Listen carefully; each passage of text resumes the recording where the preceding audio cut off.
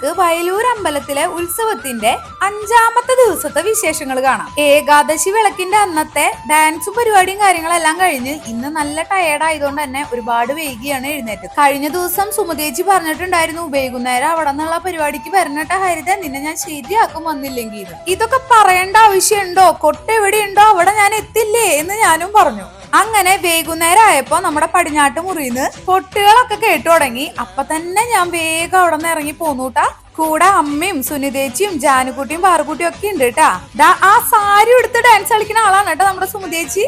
അടിപൊളി പരിപാടിയായിരുന്നു കേട്ടാ. അവിടെ നിന്ന് തൊട്ട് തുടങ്ങിയിട്ട് നമ്മുടെ അമ്പലനടക്കെ വന്നിട്ട് ആ തകർപ്പൻ പെർഫോമൻസ് ആയിരുന്നു. ഒന്ന് കേട്ടു നോക്കൂ.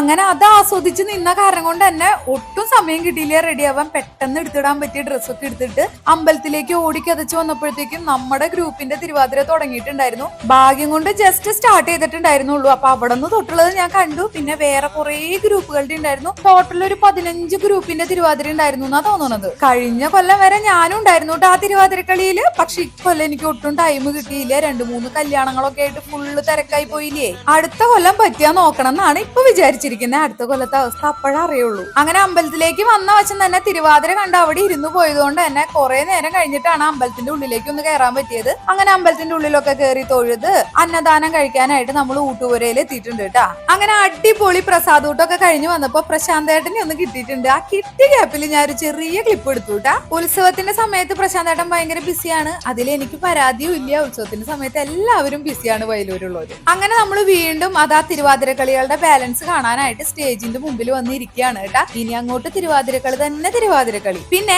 ഈ ചെറിയ വീഡിയോയിൽ ഇത്രയ്ക്കൊക്കെ ഉൾക്കൊള്ളിക്കാൻ പറ്റുള്ളൂ. അതുകൊണ്ട് തന്നെ ഞാൻ ലോങ് വീഡിയോ യൂട്യൂബിൽ അപ്ലോഡ് ചെയ്തിട്ടുണ്ട്. അപ്പൊ ഡീറ്റെയിൽ ആയിട്ട് കാണേണ്ടവര് നമ്മുടെ യൂട്യൂബ് ചാനൽ ഒന്ന് ചെക്ക് ചെയ്ത് നോക്കിക്കോളൂ കേട്ടാ.